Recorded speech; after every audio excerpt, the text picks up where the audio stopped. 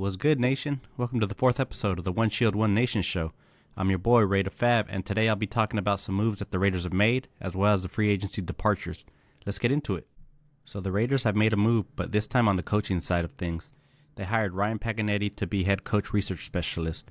He'll pretty much run the analytical wing of the coaching staff, bringing in data-driven strategies and help with decision-making using different types of metrics.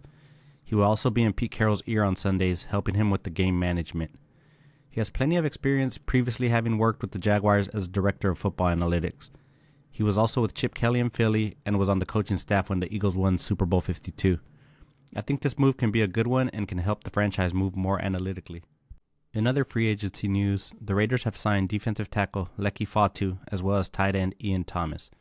Fotu is a 5-year veteran, having played in 58 career games with 22 starts.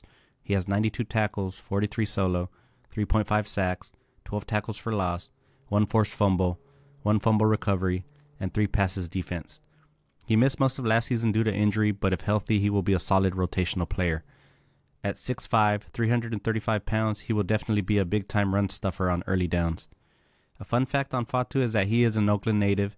Not sure if that means he is necessarily a Raider fan, but I'm sure he knows what the culture and fandom is like. Ian Thomas feels like he may just be a camp body or a depth piece, being that we have 2 studs at tight end. He has played in 99 career games with 54 starts, totaling 119 catches for 1,062 yards and 4 touchdowns. He only played in 5 games last year due to injury, and his numbers in those games were below average. Another move that can have a high upside is the signing of linebacker Devin White. He is reportedly signing a 1-year deal per Jordan Schultz of Fox Sports.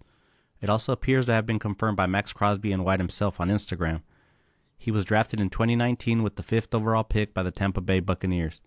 He had a great start to his career, but it hasn't really panned out over the last couple years.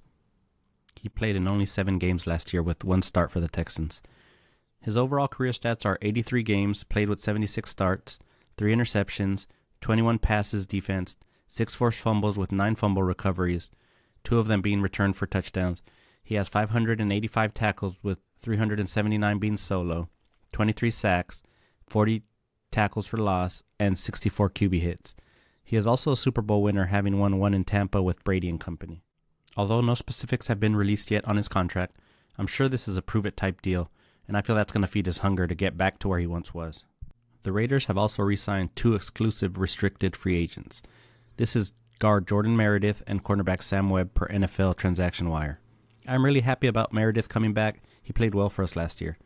According to Pro Football Focus, in 14 games played last year, he allowed 0 sacks, had a run blocking grade of 78.4, a pass blocking grade of 75.7, and an overall grade of 80.8, which put him at 10th best guard out of 135 guards ranked. I think he will definitely have a chance to battle it out for a starting role, but will be a great rotational piece at the least. Sam Webb was mostly a special teamer last year, but I can definitely see Pete Carroll taking a look at him, being that he is a tall cornerback at 6'2". Overall, these were 2 solid depth moves. In other news, the Raiders have released the numbers that will be worn by some of the incoming players.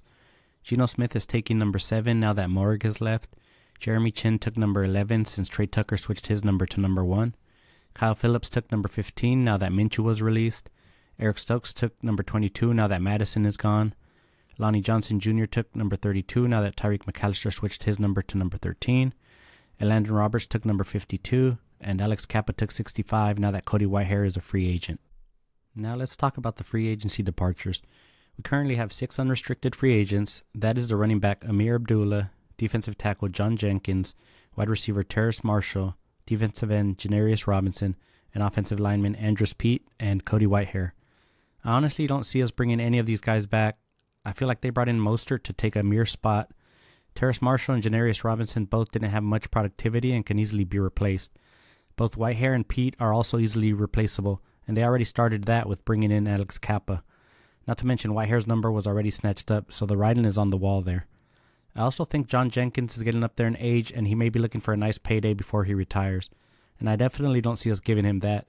Also, since we are bringing in Fotu, my guess is he will take on Jenkins' rotational spot. We also have 3 unrestricted free agents: linebacker Luke Masterson, quarterback Desmond Ridder, and wide receiver DJ Turner. Early before free agency started, there were reports that the Raiders had already informed Ridder that they weren't going to re-sign him. Masterson was hurt a lot of last year, If brought back, it would be on a very cheap deal just for some depth, although with the White signing, he is probably out the door. Turner started to have some production towards the middle of the year last year, but ultimately got injured and was placed on IR. Raiders decided not to tender an offer to him, but are open to retaining him on a cheaper deal per multiple sources. We also have 4 exclusive restricted free agents. There is defensive tackle Matthew Butler, cornerback Caillou Blue Kelly, linebacker Kanai Moaga, and defensive end Charles Snowden. I can see Moaga and maybe even Snowden being kept for depth, although Snowden was arrested for a DUI late last year, so I wonder if the new coaching staff would take that into account in bringing him back. In terms of Butler, I think he would maybe be a practice squad guy, being that the defensive tackle room is starting to get pretty full. I see the same happening with Caillou. Now let's talk about the players that have signed with other teams. So we ended up releasing quarterback Gardner Minshew as well as center Andre James. Minshew signed a 1-year deal with the Chiefs. I was perfectly fine with releasing him. Our QB room honestly got better without him and the addition of Geno Smith. James recently signed with the Chargers, I believe on a 1-year deal.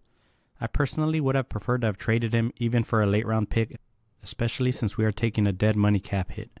But obviously the regime figured it was better to get rid of him early in free agency. Tight end Harrison Bryant signed a 1-year deal with the Eagles. He was a good tight end, but he was expendable, being that he was third on our depth chart behind Bowers and Mayer.